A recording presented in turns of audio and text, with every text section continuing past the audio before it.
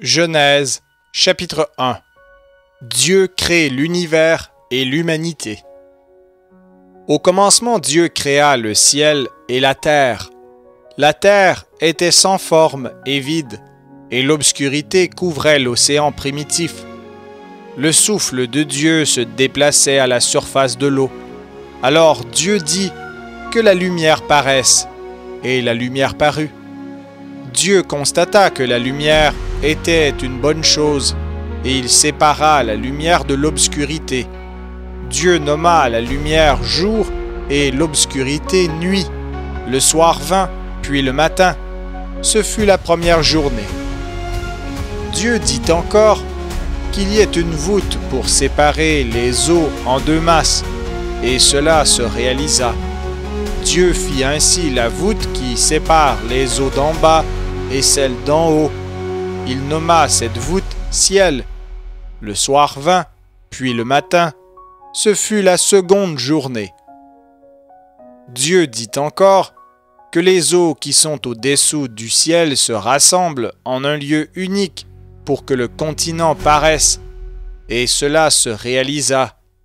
Dieu nomma le continent terre et la masse des eaux mer, et il constata que c'était une bonne chose. Dieu dit alors que la terre produise de la végétation, des herbes produisant leurs semences et des arbres fruitiers, dont chaque espèce porte ses propres graines, et cela se réalisa. La terre fit pousser de la végétation, des herbes produisant leurs semences, espèce par espèce, et des arbres dont chaque variété porte des fruits avec pépins ou noyaux. Dieu constata que c'était une bonne chose. Le soir vint, puis le matin. Ce fut la troisième journée. Dieu dit encore qu'il y ait des lumières dans le ciel pour séparer le jour de la nuit, qu'elles servent à déterminer les fêtes ainsi que les jours et les années du calendrier, et que du haut du ciel, elles éclairent la terre. Et cela se réalisa. Dieu fit ainsi les deux principales sources de lumière, la grande, le soleil pour présider au jour, et la petite, la lune, pour présider à la nuit. Et il ajouta les étoiles. Il les plaça dans le ciel pour éclairer la terre, pour présider au jour et à la nuit, et pour séparer la lumière de l'obscurité. Dieu constata que c'était une bonne chose.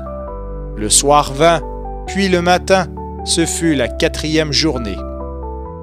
Dieu dit encore que les eaux grouillent d'une foule d'êtres vivants et que les oiseaux s'envolent dans le ciel au-dessus de la terre.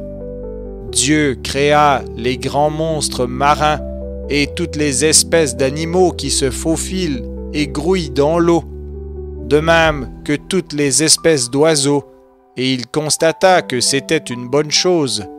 Dieu les bénit en disant que tout ce qui vit dans l'eau se multiplie et peuple les mers, et que les oiseaux se multiplient sur la terre. Le soir vint, puis le matin. Ce fut la cinquième journée. Dieu dit encore que la terre produise toutes les espèces de bêtes, animaux domestiques, petites bêtes et animaux sauvages de chaque espèce, et cela se réalisa. Dieu fit ainsi les diverses espèces d'animaux sauvages, d'animaux domestiques et de petites bêtes, et il constata que c'était une bonne chose. Dieu dit enfin: faisons les êtres humains, qu'ils soient comme une image de nous, une image vraiment ressemblante, qu'ils soient les maîtres des poissons dans la mer, des oiseaux dans le ciel et sur la terre, des gros animaux et des petites bêtes qui se meuvent au ras du sol. Dieu créa les êtres humains comme une image de lui-même. Il les créa hommes et femmes.